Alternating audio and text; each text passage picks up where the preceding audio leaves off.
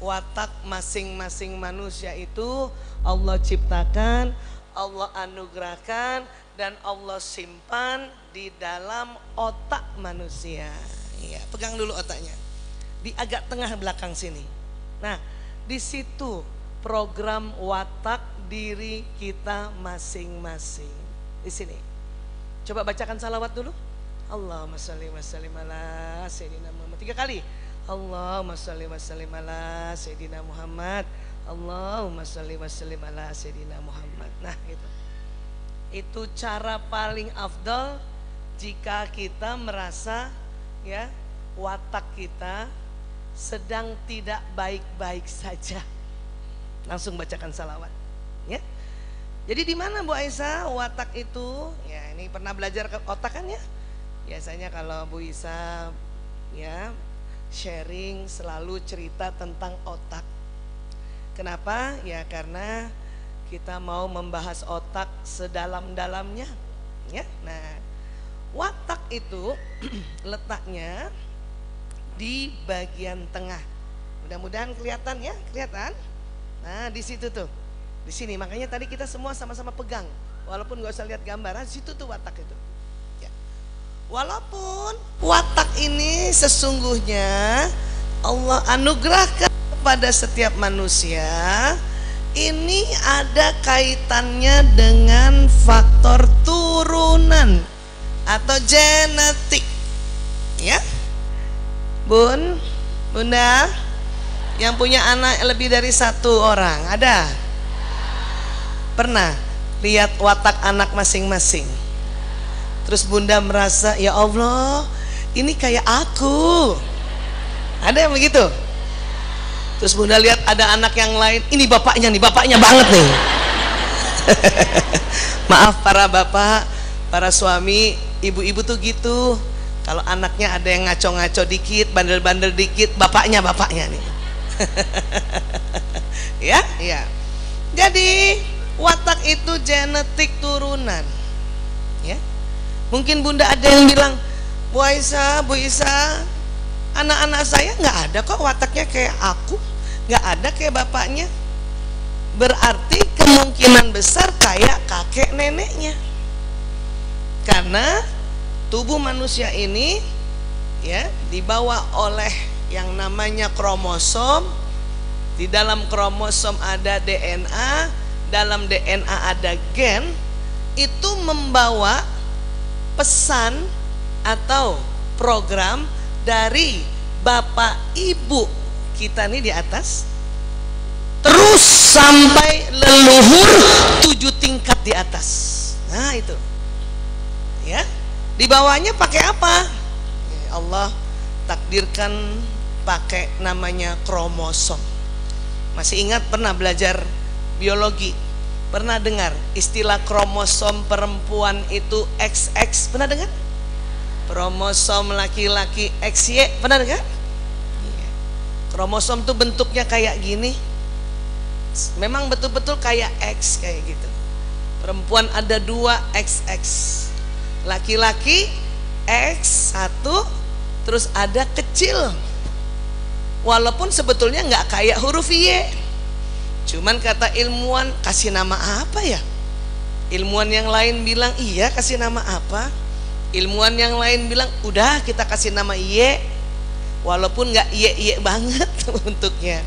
Makanya laki-laki sering kalau dalam ilmu biologi atau genetika atau anatomi disebutnya XY. Ada apa di dalamnya? Di dalamnya ada benang-benang kromatit. Dalam benang-benang itu ada DNA. Dalam DNA ada gen. Itu membawa pesan, satu, pesan fisik, pesan bentuk fisik. Siapa yang merasa orang bilang nih waktu kita kecil, setiap orang lihat waktu kita kecil, kata orang-orang, ih kayak bapaknya, kayak ayahnya, ada sering begitu kan? Iya. Ih kayak ibunya. Terus ada juga orang bilang kayaknya separoh-separoh ya. Bagian atas kayak ayah, bagian bawah kayak ibu. Jadi begitu. Nggak ada yang bagian kanan kayak ayah, bagian kiri kayak ibu, nggak kayak gitu. Dia atas bawah, atau malah ya di sudut-sudut itu nanti misalnya sudut-sudut mata kayak ibu, sudut mata dalam kayak ayah, tengah-tengahnya nggak tahu kayak siapa. Oh ternyata kayak kakek nenek yang urutannya nomor 5 ke atas. Punya foto kakek nenek yang urutan nomor 5 ke atas? Makanya kita suka curiga duluan, ini kayak siapa, padahal kayak leluhurnya yang urutan kelima.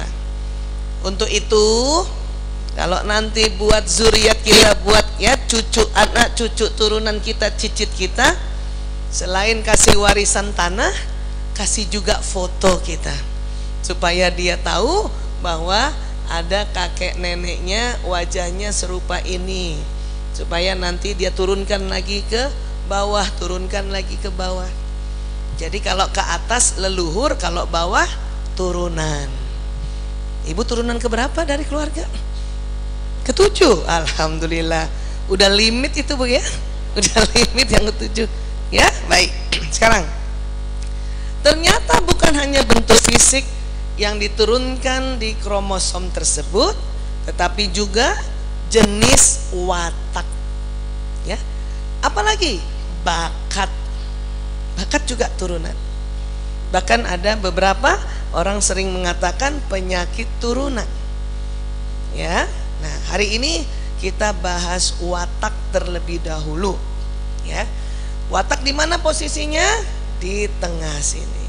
Ya. Nah, kemudian watak itu ternyata di sini Allah berikan 2 program.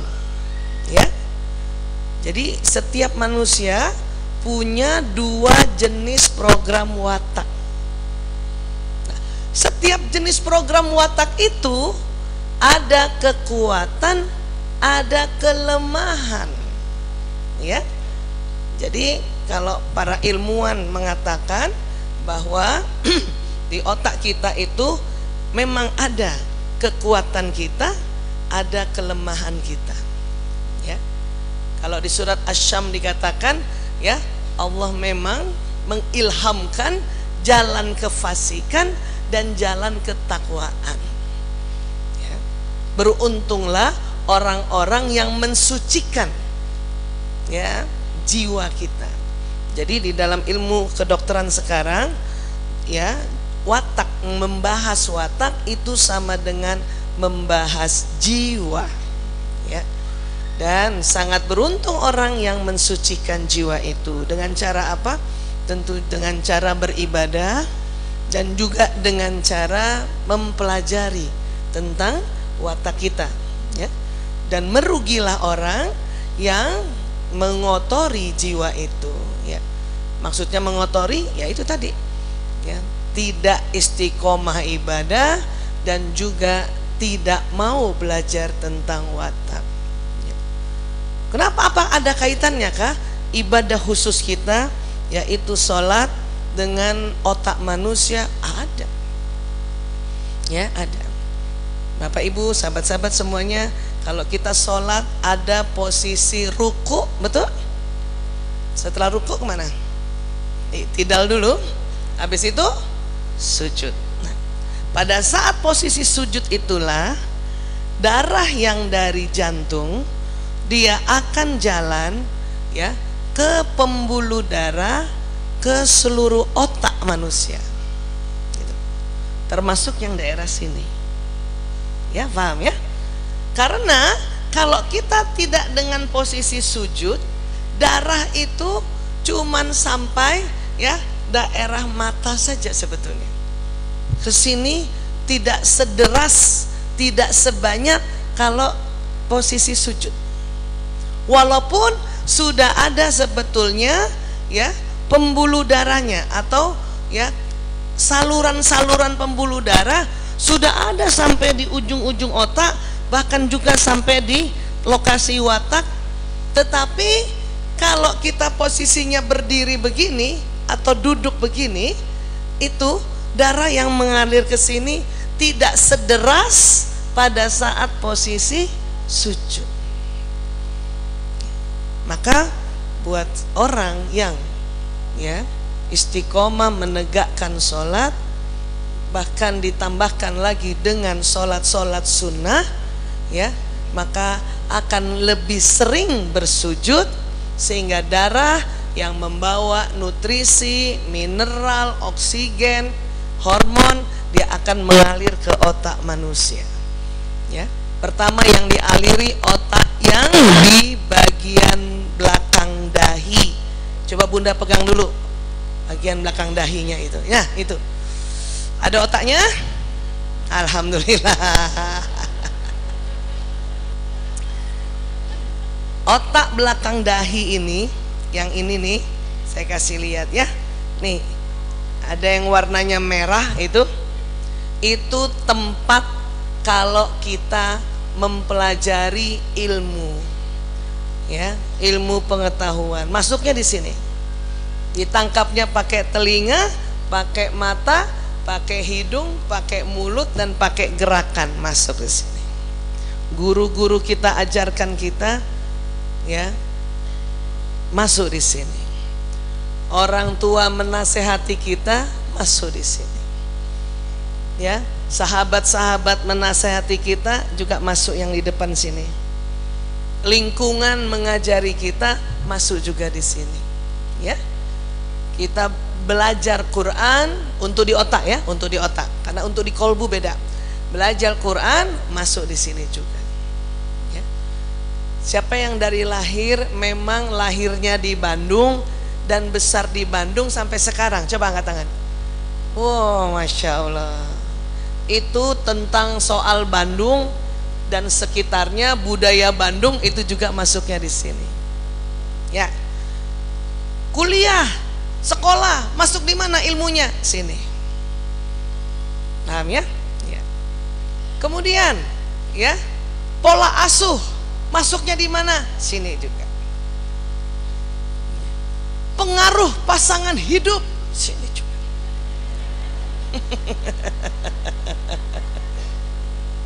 Ya, ya. Tapi ya, watak bukan di sini, dia di sini. Sini. Bakat di sini. Jadi pada saat kita sujud, pertama yang kena itu bagian depan. Orang yang banyak belajar, banyak mempelajari sesuatu, tapi tidak sujud, ilmunya cuman tahu doang, tidak faham, ya, tidak sadar. Ada orang sujud, tapi sujudnya tidak tumakninah, kayak patok ayam begini-begini aja.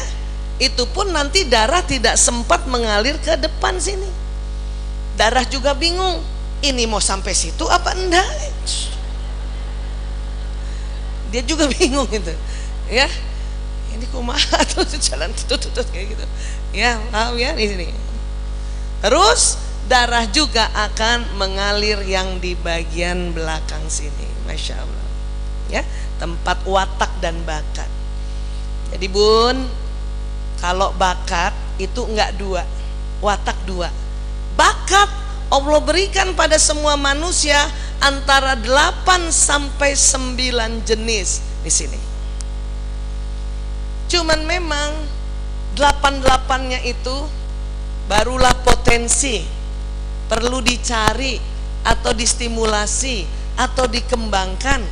Karena kadang bakat-bakat itu dia terbenam di otak tengah. Makanya ada istilah bakatnya terpendam.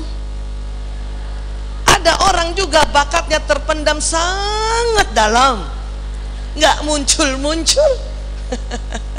Ya, maka jangan salah dengan kita bersujud, ya. Ini satu manfaat sujud dari jutaan manfaat adalah, ya, menyalakan, kalau anak sekarang bilang mengaktifasi, mengakses bakat yang mungkin agak dalam sedikit terpendamnya.